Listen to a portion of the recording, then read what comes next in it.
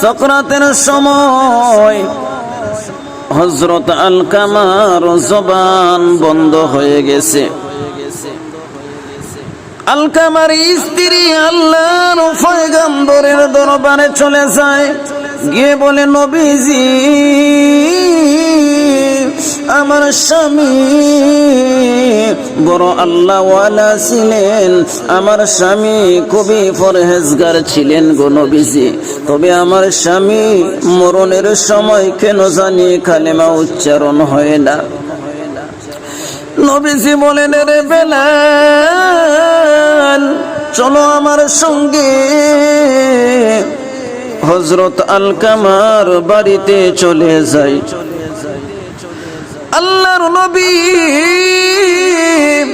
বেলালকে নিয়ে যখন আলকামার বাড়িতে চলে গেলেন, আলকামার বাড়িতে চলে যাওয়ার পর নবীজি লক্ষ্য করে দেখলেন আলকামার জবান বন্ধ হয়ে গেছে।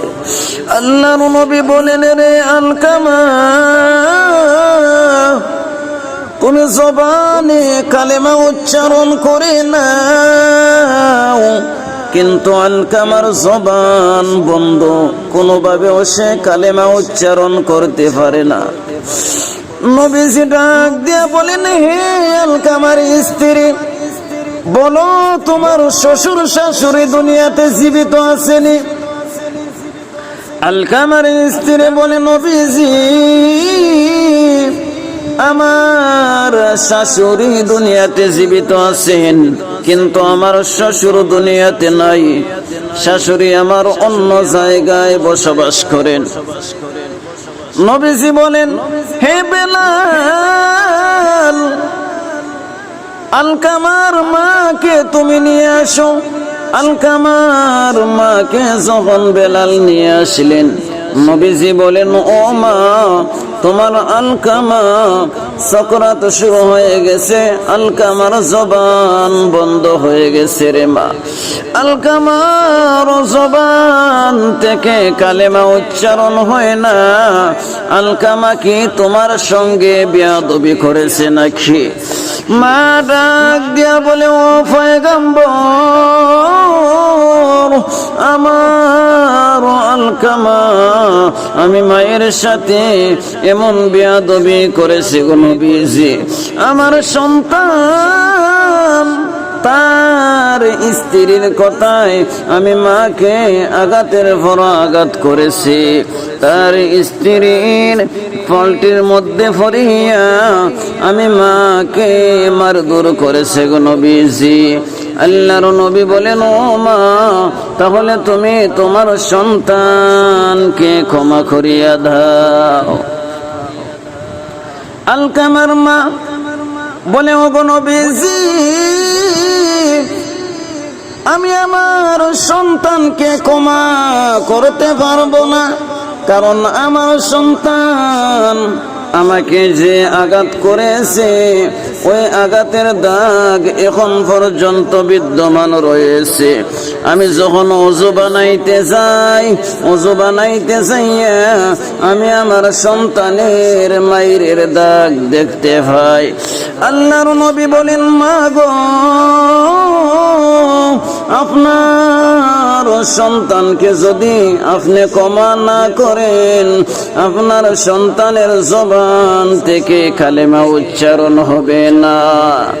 মা বলেন, না, আমি কোনোদিন ক্ষমা করতে পারবো না।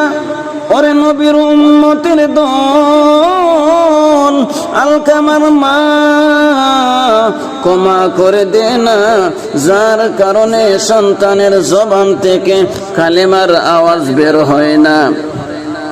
নবীজি ডাক দিয়া বলেন, রে বেলাল, ও বেলাল, তুমি লাখড়ি জমা করিয়া ওই লাখড়ির মধ্যে আগুন ধরাইয়া দাও। লাখড়ির মধ্যে আগুন ধরাইয়া আলকামাকে আগুনের মধ্যে ফেলে দাও। এবার মা বলে, ও নবীজি, আমার আলকামা আমি মায়ের সামনে আগুনে পুড়ে জ্বলে যাবে, এটা আমি মেনে নিতে পারবো না। মেহেরবানি করিয়া আমার সন্তানকে আমার সামনে আগুনে ফুরাইবেন না। আল্লাহর নবী বলেন, রে মা, তাহলে তুমি তোমার সন্তানকে ক্ষমা করে দাও, তোমার সন্তানকে ক্ষমা করে দাও।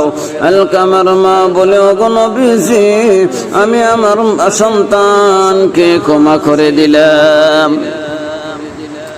যখন আলকামার মা আলকামা রাদিয়াল্লাহু তাআলা আনহুকে ক্ষমা করলেন, আলকামার জবান থেকে কালেমার আওয়াজ বাহির হয়ে আসলো।